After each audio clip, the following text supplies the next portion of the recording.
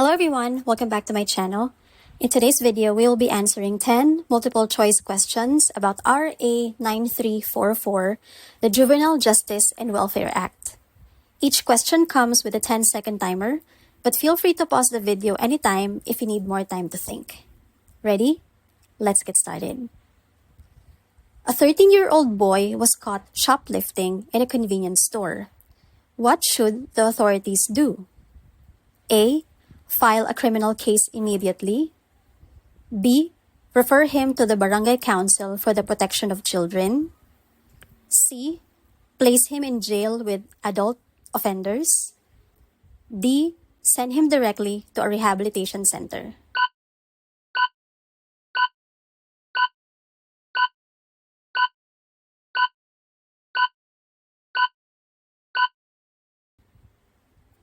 The correct answer is letter B.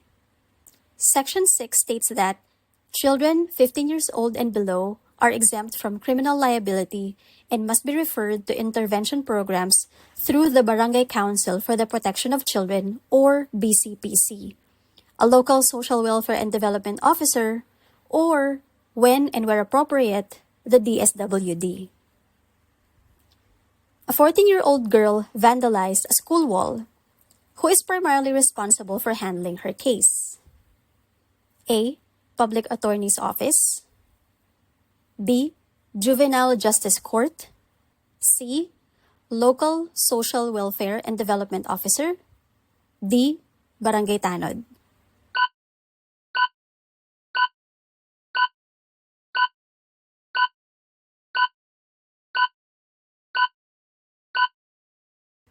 The correct answer is letter C. According to Section 23, the law enforcement officer or punong barangay, with the assistance of the local social welfare and development officer or other members of the IECPC, shall conduct mediation, family conferencing, and where appropriate, manages intervention programs and child-appropriate case handling. A 15-year-old committed theft. He acted with discernment. What will happen under RA 9344? A. He is exempt from liability. B. He may be subjected to diversion proceedings. C. He will be jailed with adults. D. He will only be warned and released.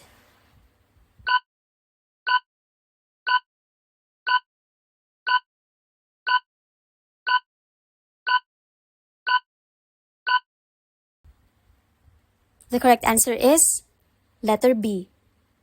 According to Section 6, children above 15 but below 18 and acting with discernment are liable. Furthermore, Section 23 states that they are subjected to diversion proceedings at different stages. It could be the barangay, police, prosecutor, or court. A 17-year-old was caught in possession of illegal drugs. The police insist on detaining him in the city hall. What is the correct action? A. He should be detained with adults for discipline. B. He should be released without any conditions. C. He should be placed in a youth detention home. D. He should be placed under house arrest.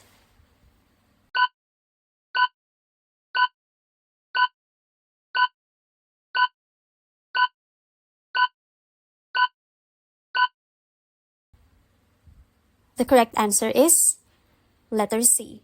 Section 46 states that children shall not be detained with adults. The confinement area for children shall provide a home environment where children will be provided quality counseling and treatment. Who has the duty to ensure that barangays establish a diversion program for children in conflict with the law? A. Mayor. B. Barangay Captain. C. LSWDO. D. The Juvenile Justice Court.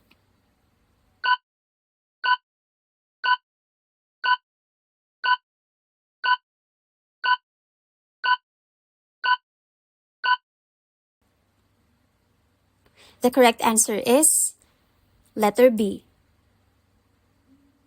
Section 23 states that the barangay captain and the BCPC, or Barangay Council for the Protection of Children, are responsible for implementing diversion programs at the barangay level. A 16-year-old student was caught repeatedly stealing from classmates. He has undergone 2 diversion programs already, but continues to offend. What is the next appropriate step? A. Immediate imprisonment. B. Transfer to adult prison. D. Referral to the prosecutor for filing of the case. D. Dismissal of all charges due to age.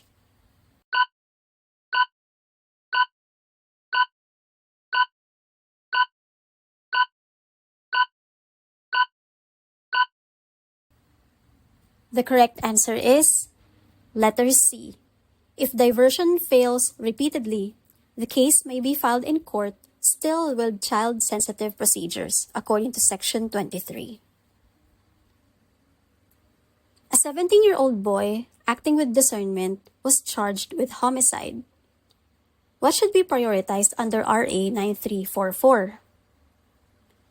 A. Immediate conviction and imprisonment. B. Placement in a youth rehabilitation center and provision of counseling. C. Execution of sentence like an adult offender. D. Expulsion from his school.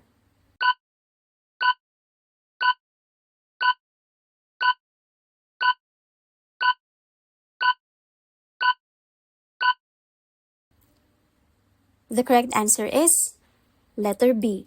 Section 20 states that serious crimes may still be subject to liability, but the priority is rehabilitation, counseling, and restorative justice, not punitive imprisonment. During police apprehension of a child, the officer forgot to inform the parents or guardian immediately. What principle of RA 9344 was violated? A. Restorative justice. B. Best interest of the child. C. Principle of due process. D. Principle of non-discrimination.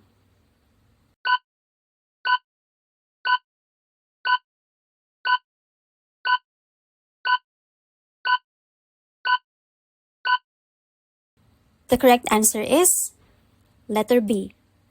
Section 20 states that immediately, not later than 8 hours after apprehension, turn over custody of the child to the Social Welfare Development Office or other accredited NGOs and notify the child's parents and or guardians in Public Attorney's Office of the child's apprehension. Therefore, failing to notify the parents violates the best interest of the child. A judge sentenced a 16-year-old child found guilty of robbery. What is the correct type of sentence under RA 9344? A. Automatic life imprisonment. B. Suspension of sentence and placement under rehabilitation. C. Fines without detention. D. Community service with permanent criminal record.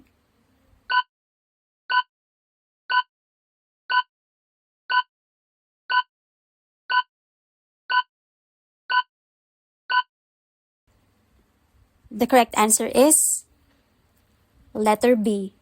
Section 38 states that if the child is found guilty, the sentence shall be suspended. Then, the court shall impose the appropriate measures as provided by the Supreme Court rule on juveniles in conflict with the law. A 17-year-old committed a grave offense and turned 18 during trial. What happens next? A. He is immediately transferred to adult jail. B. He remains under juvenile proceedings until case resolution. C. His case is dismissed automatically. D. He must serve a sentence in a regular penal institution without exception.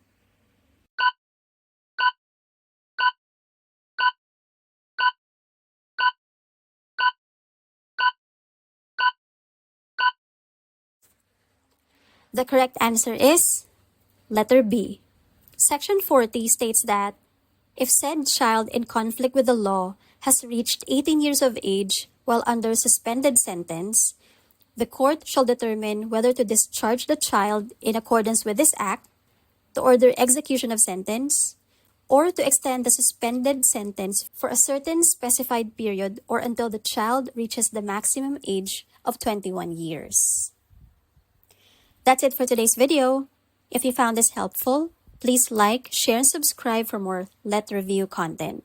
And while you're at it, please like and follow us on Facebook for more Let Review materials. Take care and see you in the next one.